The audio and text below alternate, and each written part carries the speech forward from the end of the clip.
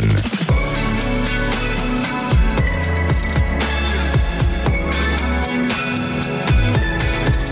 Bonjour à tous, alors bienvenue dans votre émission À votre écoute. Je vous accompagne jusqu'à 17h. Vous souhaitez participer à l'émission, c'est le 0826 300 300. Et si aujourd'hui on parlait d'un sujet qui, pour ceux qui en sont victimes, reste souvent une conversation taboue, le plaisir des excès. On parle de certains exemples de comportements excessifs ou d'addictions comportementales quand il s'agit de vérifier son téléphone sans cesse, de faire des activités sportives compulsivement, de jouer aux jeux sans limite, de travailler aussi sans repos ou de faire du shopping par compulsion et bien d'autres aussi comme exemple. Alors, toutes ces attitudes sont liées à des comportements addictifs et toute dépendance ou addiction provient généralement d'un souci d'insatisfaction ou d'ennui ou de solitude. Et en agissant de cette manière, la personne concernée cherche à alimenter les endorphines, une de nos 4 hormones du plaisir. Mais le plaisir, c'est aussi de vous écouter chaque jour à l'antenne de Sud Radio, de vous guider intuitivement et de vous donner des conseils. Et même si ça, c'est une addiction, eh bien pour moi, ça me convient. Allez, à 16h30, on retrouvera Vérone Garnier, formatrice en art divinatoire et coach divinatoire. Elle vous transmettra à tous le message universel pour votre semaine par le biais du Tarot de Marseille. Vous pouvez aussi partager vos avis sur le groupe Facebook À votre écoute. Nous sommes en direct live sur YouTube et aujourd'hui, à la réalisation de l'émission, c'est Lucille, au standard c'est Aude et Zach. Sud Radio, à votre écoute, Alexandre de Levan.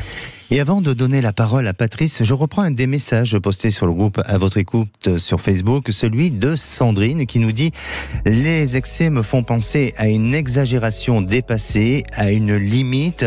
Je dirais qu'il faut trouver un juste milieu, un équilibre. Cela m'arrive de faire des excès, nous dit-elle. » Effectivement, mais quand on a conscience des excès sur lesquels on peut être, eh bien, ça nous permet de pouvoir les contrôler et de pouvoir les maîtriser. Donc, on a tous parfois des excès qui sont en nous et notamment avec cette nouvelle technologie où on a tendance à être un petit peu trop sur nos portables. Et bien là, ça peut être aussi des excès sur lesquels il va falloir contrôler. Et bien d'autres exemples aussi que nous pourrons aborder tout le long de l'émission. Et là, j'accueille notre premier auditeur, c'est Patrice. Bonjour Patrice.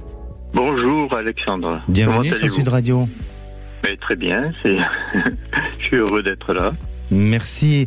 Alors, je vais vous poser quand même cette question. Est-ce que vous avez le sentiment d'être un peu excessif ou avec certaines addictions aussi comportementales? Ou peut-être connaissez-vous quelqu'un qui est dans ce genre de situation? Alors c'est assez paradoxal parce que vous voyez, moi ça fait 3 ans que donc qu'on s'est séparé avec ma femme, plus ou moins comme un accord. Et donc je fais du vélo et je me suis aperçu que pendant 3 ans, je pédalais un petit peu tous les jours, tous les jours, même sous la pluie, un peu comme un fou. Je pense que j'avais besoin de cette addiction, que j'avais besoin de laver un peu tout mon chagrin, je pense. Bien sûr. Et oui. Voilà. Oui. Et là, je me suis quand même un petit peu calmé là. Quand même, j'y vais plus quand il pleut, tout ça. Bon, j'attends le beau temps quand même. D'accord. Voilà. Mais vous sécrétez des endorphines, et justement, au travers de l'effort physique, eh bien, ça vous permet de pouvoir créer cette hormone du bonheur, et c'est au travers du vélo. Alors, en soi, c'est pas négatif parce que le sport n'est pas mauvais pour la santé, mais c'est vrai que à un moment donné, quand ça devient constant et tous les jours et où vous cherchez tout le temps la performance, là, on peut parler peut-être d'excès. Alors, Patrice, vous avez 65 ans, vous êtes retraité depuis 3 ans et vous étiez auparavant tapissier décorateur et actuellement vous vivez à Dax, hein, c'est bien ça? Oui, actuellement. Oui. Et voilà, vous étiez en couple pendant 30 ans, vous n'étiez pas marié, vous avez eu 2 garçons et ça fait 3 ans que vous êtes séparés et depuis vous avez besoin de retrouver peut-être une vie sentimentale et un équilibre de vie, non? Oui, on essaye, c'est pas évident. Mais oui. Alors, vous recherchez, bien sûr, vous êtes dans une recherche sentimentale. Qu'est-ce que vous faites pour aller vers cette recherche et quel, je dirais, profil vous souhaitez vous rechercher?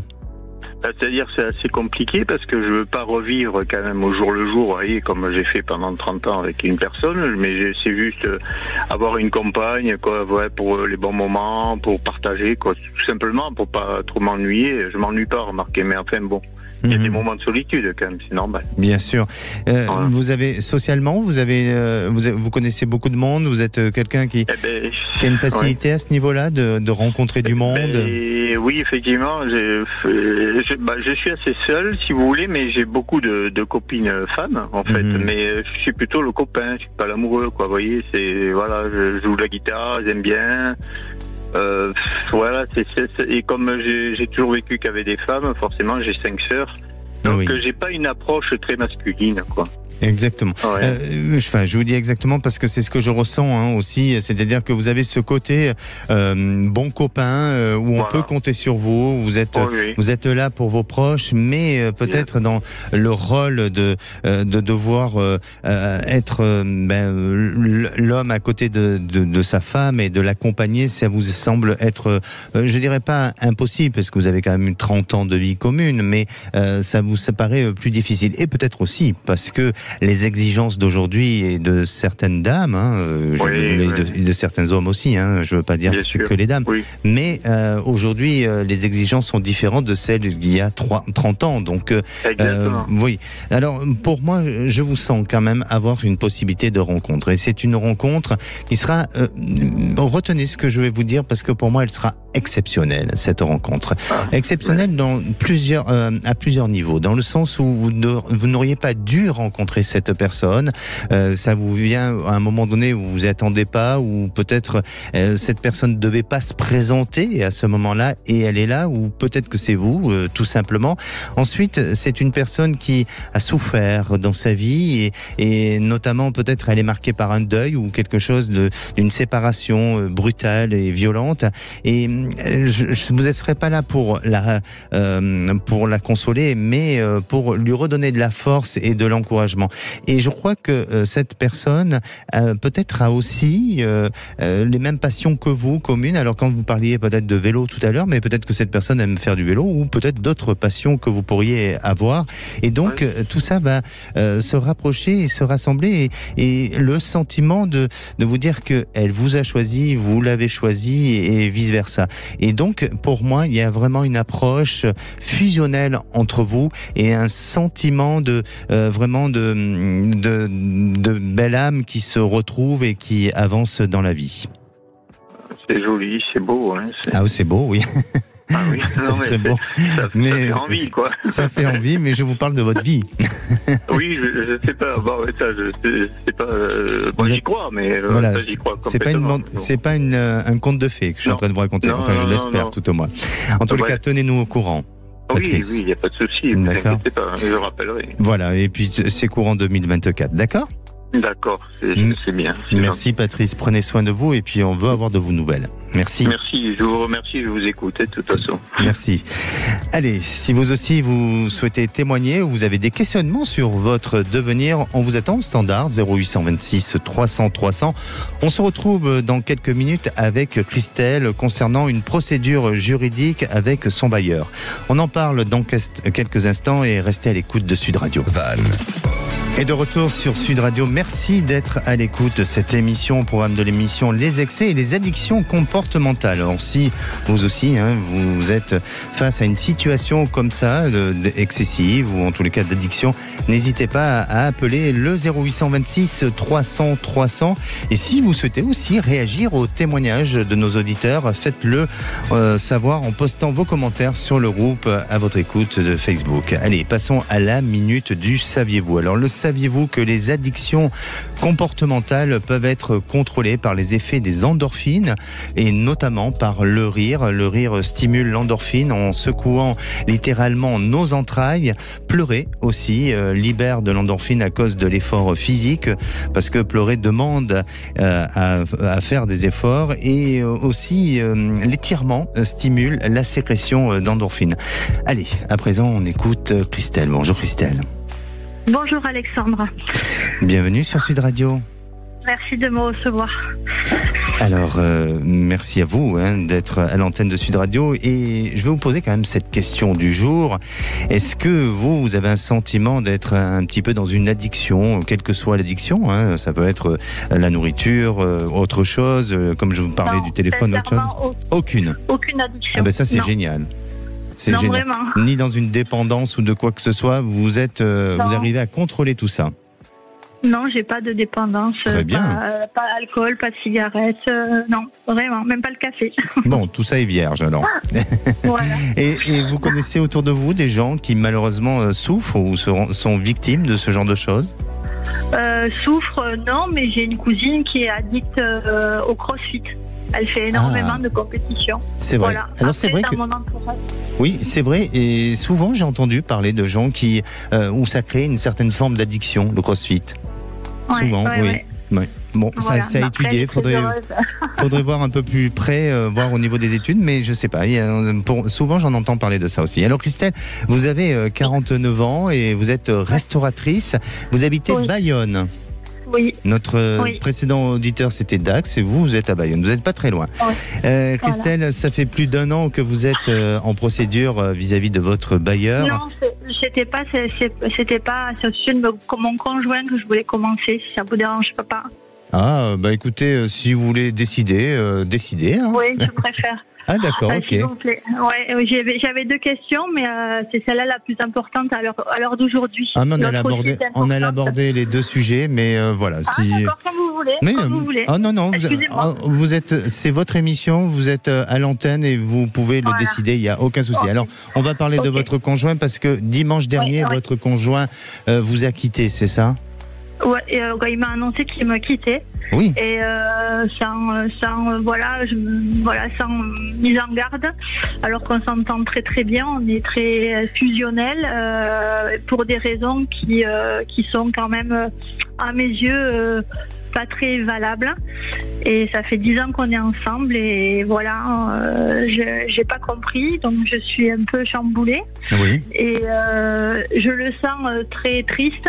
Je sens qu'il a des sentiments pour moi encore et voilà, donc on cohabite, on a mis la maison en vente et donc je voulais savoir s'il allait changer d'avis ou si on allait vendre la maison, comment allait se passer ces prochains mois. D'accord, Christelle. Alors, bon, bien entendu que vous êtes sous le choc, parce que autant d'années et puis ensemble vous étiez assez fusionnels, mais quelles sont les raisons vraiment, ou les raisons valables de cette séparation? Les 2 raisons qu'il m'a données, c'est que la première, c'est que dans l'intimité, je lui donne pas assez, mais c'est quelqu'un qui demande beaucoup. J'ai pas l'impression d'être dans l'intimité au niveau des relations. Je pense que c'est quand même assez régulier. Oui. Mais bon, lui, il demande beaucoup. Et donc, on s'est déjà un peu pris la tête par rapport à ça. Il y a eu des fois quelques clashs, mais c'était la raison. Et ensuite, la deuxième qu'il m'a donnée, c'est que vu que sa famille est assez compliquée, que je les trouve toxiques, je m'en suis éloignée et donc j'ai pas de très bons rapports. Et ça, il admet plus que je ne sois pas en très bon terme avec sa famille, que je sois distante et que voilà. D'accord, donc il y a vraiment une rupture sociale, familiale qui est là, qui est présente. Mais il y a une chose aussi qui me vient, Christelle, au niveau de l'habitation, est-ce que il n'était pas lassé ou il n'est pas lassé de ce lieu de vie ou un sentiment de ne pas avoir abouti à ce qu'il voulait sur votre lieu de vie ensemble? Parce que j'entends ce que vous me dites par rapport à la situation actuelle et de ce qui vous a justifié au niveau de la famille et autres. Mais pour moi, votre lieu de vie, et peut-être il y a une part de responsabilité sur le lieu de vie. Comment vous avez géré ça ensemble? Je pense qu'on a acheté cette maison il y a 3 ans. On l'a complètement rénovée tous les deux. Et il y a 1 an, on l'a mise en vente et on a eu pas mal de visites, alors que c'est une jolie maison au milieu des pins. Et on a eu pas mal de visites et on a eu une proposition qu'on a refusée. Et depuis, rien. Et nous, on voulait revenir tous les deux le BAB. Et en fait, ça nous a pas mal frustré, le fait de pas arriver à vendre cette maison. Mais bon, on en avait pris notre parti parce que là, on continue à faire des travaux pour l'améliorer. Et là, il est en train de faire une terrasse, par exemple, et là, il m'annonce ça. Oui, mais j'ai l'impression qu'il se déresponsabilise. Et je vous assure que par rapport à cette maison, il y a eu, et à la suite de cette décision, c'est là où les choses ont commencé à évoluer et à changer dans son esprit. Pour moi, ça part de là. Après, vient se rajouter d'autres problèmes extérieurs, mais il y a quelque chose qui change. Alors, vous verrez que à la suite d'un changement de lieu, votre relation peut... Je ne veux pas dire qu'elle peut reprendre, mais elle n'est pas complètement terminée. Je ne vous dis pas ça pour vous faire plaisir ou pour vous donner un faux espoir, mais on peut peut-être espérer d'un éventuel retour ou en tout cas d'une réconciliation. Il faut un petit peu de temps, c'est-à-dire que lui a besoin peut-être de prendre un peu le large ou de prendre un peu de recul. Et vous verrez que dans une période de 3-4 mois, il y aura à nouveau une prise de décision, une possibilité de rediscuter ensemble et de revoir un avenir autrement et différemment. Il faut laisser juste encore un petit peu de temps et ne pas se précipiter dans les émotions, d'accord ? Oui, juste que là, il m'a demandé qu'on cohabite parce qu'on n'a pas les moyens de prendre un appartement et l'un et l'autre, en plus du crédit de la maison. Il m'a demandé de cohabiter, il m'a demandé qu'on ne se fâche pas parce qu'il supporterait pas qu'on se fâche. Il pleure assez souvent comme moi. Et donc, voilà, est-ce que la cohabitation, est-ce que moi, je vais partir et essayer de trouver une autre... est-ce qu'il faut que je reste ? Voilà. Je ne sais pas. Pour l'instant, je vous sens rester dans la cohabitation et laisser le temps faire les choses et que lui, ça amène que lui aille vers une autre réflexion. N'hésitez pas, parce que là, on n'a plus de temps. N'hésitez pas à revenir vers nous pour nous tenir au courant. Et puis, si vous voulez rester... Vous pensez qu'on va vendre la maison quand même, là ? Oui, bien sûr, vous allez vendre la maison. Pour moi, printemps 2024, il y a des changements qui s'annoncent à ce niveau-là. Mais restez à l'antenne, on vous reprend pour repasser sur une prochaine émission, d'accord ? Merci. Merci à vous. Allez, si vous souhaitez poser des questions sur votre devenir ou vous souhaitez témoigner à l'antenne, c'est le 0826 300 300. Ne bougez pas, on revient dans un instant avec Vérone Garnier pour votre message universel de la semaine et on écoutera aussi le témoignage de notre prochain auditeur Daniel en pleine remise en question sur ses choix de vie. Restez à l'écoute de Sud Radio. Et de retour sur Sud Radio, alors il est pratiquement 16h30, vous pouvez aussi nous suivre en direct live sur YouTube, un seul numéro, le 0826 300 300. Et si à présent vous voulez témoigner ou réagir dans l'émission de demain, ce sera le sujet sur les clés du développement personnel avec mon invitée Karine Arsène. Allez, soyez nombreux à réagir et à poster vos commentaires sur le groupe de Facebook à votre écoute, je vous y répondrai personnellement. Et à présent, j'accueille Vérone Garnier, coach divinatoire. Bonjour Vérone. Bonjour Alexandre et bonjour à tous les auditeurs. Alors maintenant on sait qu'on est mercredi parce que comme tous les mercredis on vous retrouve Vérone et je vous rappelle que vous utilisez le tarot de Marseille, que vous allez nous transmettre le message universel valable pour tous, je dis bien pour tous, c'est pas pour un ou pour l'autre, c'est vraiment pour tous, c'est ça Effectivement, c'est pour tout le monde. Exactement, et c'est au travers d'une carte du tarot de Marseille. Alors, quelle est la carte aujourd'hui et quel est le message de la semaine ? Eh bien, aujourd'hui, c'est un bien étrange personnage, Alexandre, qui vient donner le message de la semaine. Et en regardant cette lame, on se demande si on doit en avoir peur ou en rire. Car c'est l'arcane 15, c'est le diable qui va nous dévoiler son enseignement. Ah, la tentation. C'est ça, en fait c'est un peu ça. Alors cette lame représente une créature un peu étrange, pas vraiment un humain, pas vraiment un animal, un peu femme, un peu homme. Et il nous incite à réfléchir sur ce que nous faisons de nos énergies créatrices. Car le diable, il représente les plaisirs, les passions, les pulsions, la créativité, mais également les excès, l'autodestruction et les addictions de toutes sortes. Alors, l'ombre et la lumière cohabitent en permanence en nous, car nous ne vivons pas dans un monde d'unité, déjà ça se saurait, mais dans un monde de dualité. Et pour connaître la lumière, il nous faut connaître l'obscurité, c'est ainsi. Et l'arcane du diable nous livre un puissant secret secret. Il nous rappelle que nous avons tous la possibilité de devenir l'alchimiste de notre vie, car nous avons le pouvoir d'éliminer nos pulsions animales et ainsi révéler notre lumière et vaincre nos démons intérieurs. De fait, comme vous l'avez dit, le diable représente les addictions de toute nature, mais plus précisément celles qui vont apporter de nouvelles sensations, stimulation, plaisir.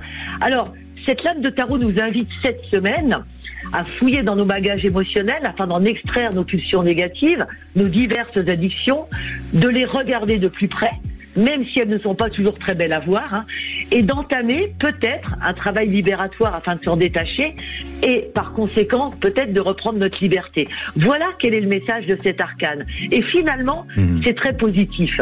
N'oublions pas que le diable représente aussi la vitalité et le succès. Il y a donc un second message caché qui pourrait être celui-ci: de la volonté alliée à l'action naîtra le succès. Et ça aussi, c'est un message d'espoir positif. Tout de suite plus sympathique, le diable. Ah oui, effectivement. Alors c'est vrai qu'on associe le diable à un personnage qui fait peur, qui nous terrorise, mais à la fois on est tous peut-être parfois attirés par cette notion de stimulation, de plaisir, et on cherche à rencontrer un peu le diable, et puis on a une partie de nous des fois qui peut aussi devenir un peu diabolique, non ? Mais c'est vrai, mais bien sûr. Et est-ce que vous avez un petit conseil ? Alors, plutôt qu'un conseil, peut-être une lecture. Oui, une lecture, effectivement, oui. Alors, il y a un livre que moi j'apprécie personnellement, qui a été écrit par Napoleon Hill, qui est un auteur américain en développement personnel. Il a écrit en 1938 un livre qui s'intitule Plus malin que le diable. Mais il n'a été publié qu'en 2011 par sa fondation. Et ce livre, Alexandre, il est formidable, car il a été écrit sous forme d'une interview où le diable est sommé de répondre aux questions de Napoleon Hill. Et les réponses sont tellement instructives. Et surtout, on comprend que le diable n'est que la partie négative de l'atome et que ses armes favorites sont la peur et les dépendances. Alors, en conclusion, le diable nous invite essentiellement à transformer l'ombre en lumière afin de rétablir notre équilibre physique, émotionnel et mental. D'accord. Et cet ouvrage, il n'a pas été mis en scène au niveau du théâtre ? Eh bien si, parce que moi on l'a mis en scène, je l'ai mis en scène avec une amie. Et d'ailleurs, quel rôle je faisais à votre avis, Alexandre ? Oh, pas le diable. Mais si, le diable. Et pas j'ai adoré pas jouer. Vous. Bon. Mais si. Eh bien écoutez, alors même si vous avez une facette diabolique, est-ce que vous acceptez de rester avec nous, parce qu'on va prendre notre prochain auditeur ? Avec grande joie. Eh bien, c'est lancé. Alors, j'accueille Daniel. Bonjour Daniel. Oui, bonjour Alexandre et bonjour Vérone. Bonjour Daniel.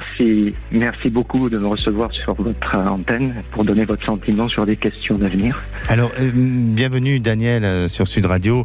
Est-ce que ce que vient de dire Vérone concernant cette lame du diable, ça vous parle ? Est-ce que vous avez eu affaire à un moment donné à une personne un peu comme ça, avec ce profil-là ? Alors, je ne pense pas avoir eu l'occasion de m'affronter à quelqu'un ayant véritablement cette description, quoique des fois les formes sont subtiles.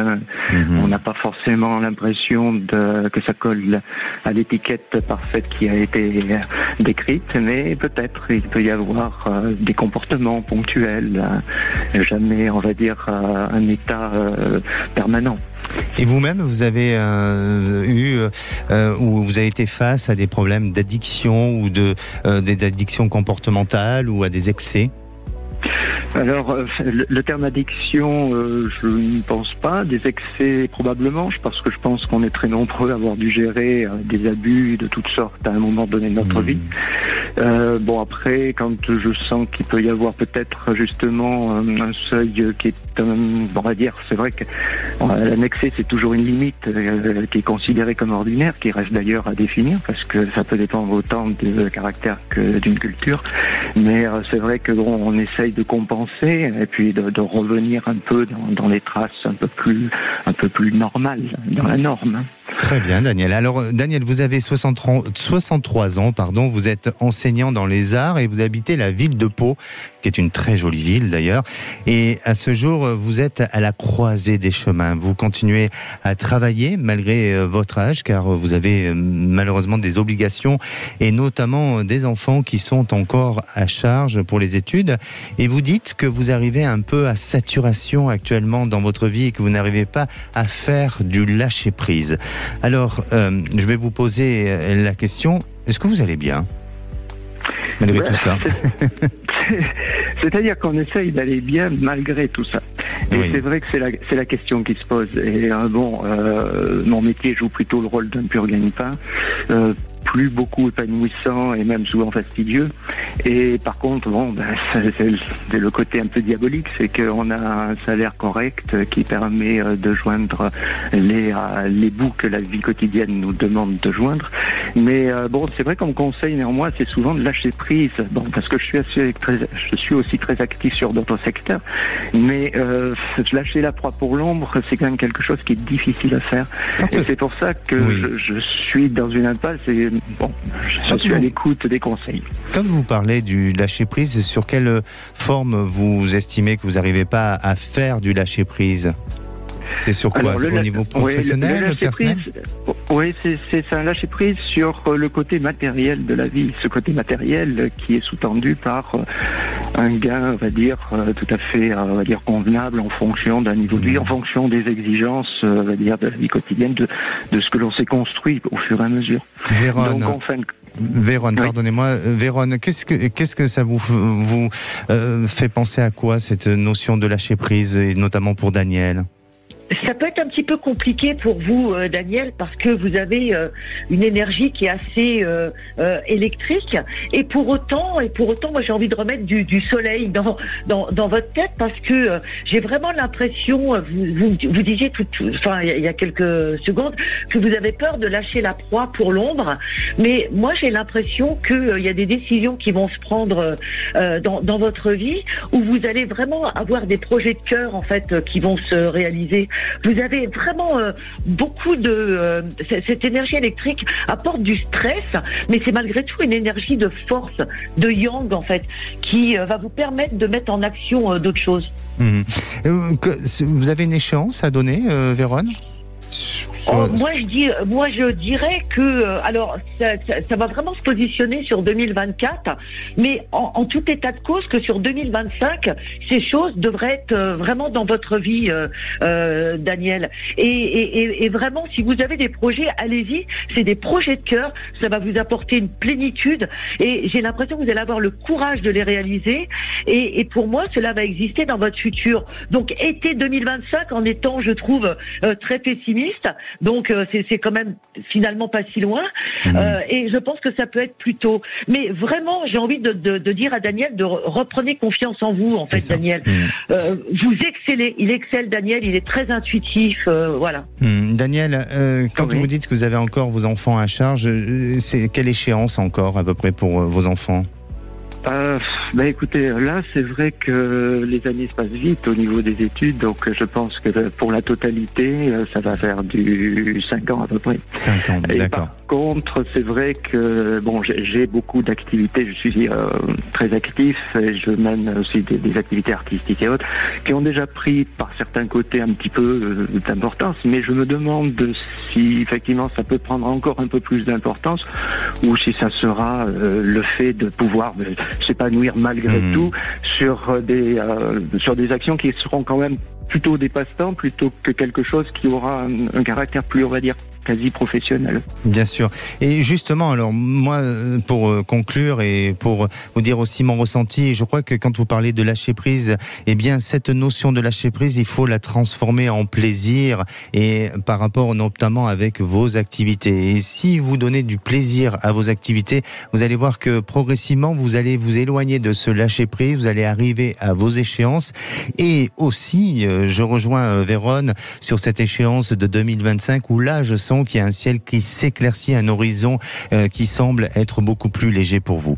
Merci Véronne, on se retrouve mercredi prochain pour notre rendez-vous quotidien. Alexandre. Voilà. Et puis merci aussi Daniel pour votre témoignage. Merci Alexandre, merci Vérone. Merci. Au revoir Daniel. Allez, on se retrouve dans quelques instants. Si vous avez des questions, n'hésitez pas à appeler le 0826 300 300. On se retrouve avec notre prochaine auditrice. Et de retour sur Sud Radio pour cette dernière partie, avant de retrouver les vraies voix présentées par Philippe David et Cécile de Minibus. Alors il vous reste encore quelques minutes pour passer à l'antenne de Sud Radio. Et là je retrouve Jeanne. Bonjour Jeanne. Bonjour. Bienvenue sur Sud Radio. Je vous remercie, enchantée. Merci à vous. Alors Jeanne, vous avez 33 ans. Vous êtes de Orléans et vous travaillez dans le secteur du social, c'est bien ça ? Tout à fait. Je vais vous poser quand même la question du jour. Est-ce que vous avez tendance à avoir des excès ou peut-être une addiction comportementale face à certaines choses ou certains objets ou autres ? J'ai eu véritablement des problèmes d'addiction, plus jeune. Je me suis sortie il y a 2 ans, quoi. Voilà. D'accord. Et vous avez réussi, vous êtes fait aider pour ce genre de choses ? Ou c'est par vous-même ? Non, c'est vraiment par moi-même. Alors après, j'ai eu une petite aide, mais c'est vraiment par moi-même, un déclic. Et du coup, je suis très vigilante à toute forme d'excès parce que voilà, j'ai un tempérament un peu de feu, un peu qui peut être excessif. Voilà. D'accord. En tous les cas, vous avez une force morale et bravo, parce que vous avez quand même réussi à dépasser tous ces blocages et tous ces freins qui vous empêchaient d'avancer et tous ces démons aussi que vous pouviez avoir à l'intérieur de vous. Alors, vous avez une histoire un peu particulière, puisque en 2017, votre compagnon est décédé dans un accident de voiture et vous êtes retrouvé seul avec vos 2 enfants qui avaient à l'époque 3 ans et 1 an, et vous avez été auparavant horticultrice et puis très vite vous avez souhaité vous occuper de personnes handicapées. Alors Jeanne, effectivement, vous avez vécu des chocs et notamment un drame. Est-ce que ce changement de métier, celui que vous faites aujourd'hui, a été lié à une prise de conscience à la suite de ce tragique accident de voiture de votre compagnon, ou est-ce que c'était au fond de vous, vous aviez envie d'aller vers cette voie-là ? Non, j'y étais bien plus tôt. Je pense que c'est quelque chose qui m'a toujours importé de travailler chez les personnes qu'on peut dire différentes et d'avoir cette forme de tolérance à l'intérieur de moi. D'accord. Et aujourd'hui, vous vous posez des questions sur votre devenir, notamment sur votre professionnel, c'est bien ça ? C'est ça, tout à fait. Quel est votre questionnement ? Mon questionnement, c'est que j'ai repris un poste là il y a quelques jours et en fait ça fait 3 ans que je suis vraiment bloquée professionnellement, où j'avais toujours envie d'être dans l'aide à la personne, mais pas forcément sous la forme que je le faisais auparavant, et puis pour diverses choses, que ce soit financier, que ce soit par rapport aux horaires, à certaines problématiques, je pouvais pas forcément mettre bout au projet. En fait, j'étais beaucoup dans une forme de brouillard. Oui. Donc là j'ai eu une opportunité et mes questionnements, c'est est-ce que ça me correspond vraiment, est-ce que j'ai possibilité d'évoluer en tout cas là-dedans et de me sentir épanouie en fait. Bien sûr. Qu'est-ce qui vous fait peur ? Non. C'est le grand mot. Qu'est-ce qui me fait peur ? Je crois que la peur est à l'intérieur de moi. Il y a une forme en fait d'angoisse de pas être capable en fait. De pas être à la hauteur, et avec tout ce brouillard que j'ai eu, qui faisait que je me trouvais pas en fait, je me suis dit mais d'être soi, mais de pas savoir ce qu'on veut, je trouve ça terrible en fait. Alors, moi, ce que je ressens, et quand je vous pose cette question, qu'est-ce qui vous fait peur ? Parce que ce que je ressens, c'est plutôt la peur de l'abandon. C'est-à-dire que face à l'engagement dans lequel vous êtes, vous n'avez pas envie de vous tromper, vous n'avez pas envie d'abandonner l'engagement dans lequel vous souhaitez aller. Et c'est sur cette peur-là sur laquelle je ressens et qui aujourd'hui vous anime un petit peu et vous empêche d'avoir une certitude en vous de pouvoir réussir. Vous posez pas tant de questions. Vraiment. Vous posez pas tant de questions, Jeanne, et avancez. Vous n'avez pas fait les choses par hasard. Et si aujourd'hui vous avez cette opportunité professionnelle, c'est que cette opportunité-là va vous amener à aller dans la continuité de votre réalisation professionnelle. Pour moi, vous êtes sur la bonne route. D'accord. Il va falloir nous tenir au courant, Jeanne. Ok. D'accord. Très bien. On va programmer un rendez-vous ensemble. Vous voulez ? Oui. Allez, on vous programme un rendez-vous d'ici 1 mois et demi, 2 mois. Vous restez en ligne, le standard va vous reprendre et vous repasserez à l'antenne bientôt, prochainement. Merci beaucoup. Merci à vous. Je vous remercie. Merci à vous. Sud Radio, à votre écoute, Alexandre Delovan. Et avant de retrouver Patricia, je vais vous donner les 5 clés pour identifier un comportement excessif ou dépendant. Alors, dans un premier temps, certains schémas de comportement, ça passe par une incapacité à achever des projets ou d'honorer des engagements. La deuxième chose, c'est la difficulté à respecter les règles. La troisième chose, ce sont des mensonges de plus en plus complexes. La personne aura du mal à admettre qu'elle a un problème avec une vision irréaliste d'elle-même. La quatrième chose, c'est l'ennui constant. C'est généralement ces personnes constamment insatisfaites avec une recherche d'adrénaline. Et la dernière chose, ce sont des excès sans mesure. Une personnalité addictive cherchera à boire plus, à manger plus, à dépenser plus, à jouer plus, à travailler plus, enfin, bien d'autres choses. Et la parole est à Patricia. Bonjour Patricia. Et bonjour Alexandre. Bienvenue. Merci de prendre mon appel. Merci à vous de votre fidélité à Sud Radio. Patricia, je vais peut-être vous poser cette petite question du jour. Est-ce que vous avez un sentiment d'avoir certains excès ou une certaine forme d'addiction comportementale ? Non, j'ai réfléchi depuis le début de l'émission, mais franchement, non, pas vraiment. Pas vraiment, je pense. Très bien. Pas. Vous contrôlez et vous faites attention à vous. Voilà, tout à fait, on va dire comme ça. C'est parfait, Patricia, ça me convient. Alors, Patricia, vous nous appelez des Pyrénées-Atlantiques, vous êtes retraitée. Auparavant, vous étiez psychologue de travail. Et aujourd'hui, vous nous appelez, c'est parce que vous êtes inquiète sur l'avenir de votre fils concernant son travail.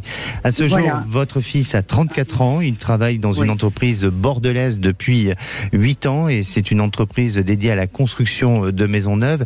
Et son patron l'a convoqué pour un entretien afin de faire le point sur l'évolution de sa carrière et il lui a souligné d'excellents résultats. Mais votre fils en a décidé autrement et différemment.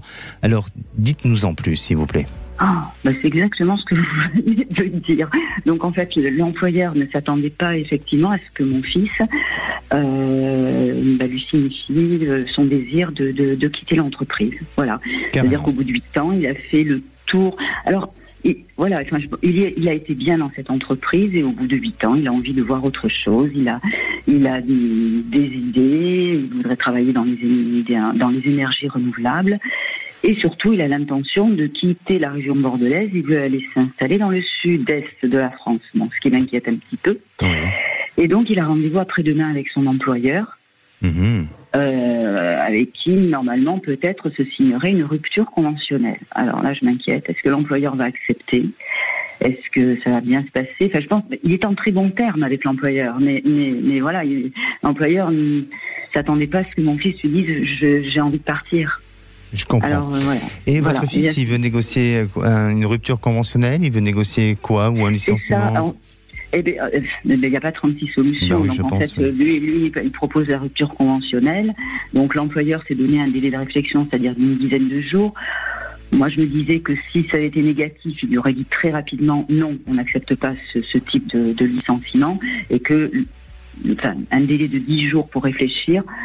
Qu'il amène donc à après-demain, ça va peut-être, il va peut-être y avoir une négociation entre eux quant à la durée, je sais pas. Est-ce qu'il va pouvoir partir ? Oui, moi je sens que il y a quelque chose qui le motive. Il y a quelque chose qui le motive au-delà de cette volonté d'arrêter dans cette entreprise et d'avoir eu le sentiment qu'il a fait le tour un peu de tout ça. Et il y a autre chose. Il y a l'aspect sentimental, affectif, qui le motive à se réinstaller dans un nouveau lieu, dans un autre endroit. Donc peut-être une influence par rapport à une relation sentimentale, mais je sens pas une influence négative pour autant. Hein. C'est juste un projet de vie et il va le faire, il va partir, il va négocier. Alors bien sûr que l'entreprise va essayer de vouloir à nouveau le solliciter et proposer des choses, mais il arrivera à ses fins parce que votre fils, je vais vous dire, de ce que je ressens, hein, et bien entendu c'est pas à moi de le dire, mais je le sens assez brillant. Je le sens brillant dans ce qu'il engage de faire dans la vie, que ce soit dans cette entreprise ou que ce soit sur d'autres projets. Vous avez un enfant qui, pour moi, est amené à un moment donné à gérer une entreprise ou à monter son propre projet. Et aujourd'hui, bien sûr que pour une question de sécurité, il va se retrouver encore dans un domaine ou travailler dans un domaine d'entreprise pour avoir un statut soit salarial ou cadre, mais vous verrez que par la suite, c'est quelqu'un qui changera de statut et il montera son propre projet. Donc, sa réalisation et sa volonté d'aller dans le Sud, ben oui, pour moi, il va le faire et ça fonctionnera, ça marchera et il aura la possibilité de retrouver un nouveau job parce qu'il est motivé. Et vous pensez qu'il va partir rapidement ? Oui, je pense que oui, ça va se faire à cette période-là. Okay. Donc il faut juste lui faire confiance.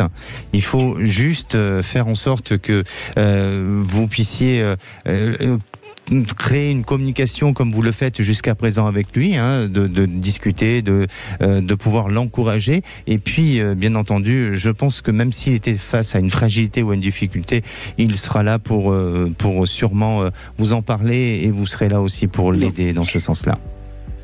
Très bien, Alexandre. Écoutez, je vous remercie. C'est rassurant.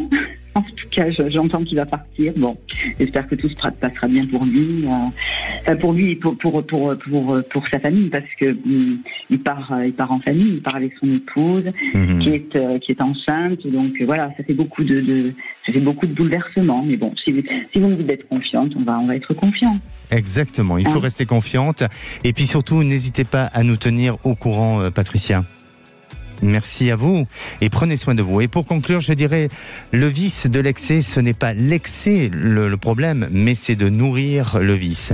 Allez, on se donne rendez-vous demain, où on parlera de toutes les clés du développement personnel. Et puis n'hésitez pas à porter vos témoignages et à communiquer sur le groupe À Votre Écoute de Facebook. On vous répondra à l'antenne. Passez une belle fin de journée et la place est aux vraies voix avec Philippe David et Cécile de Minibus.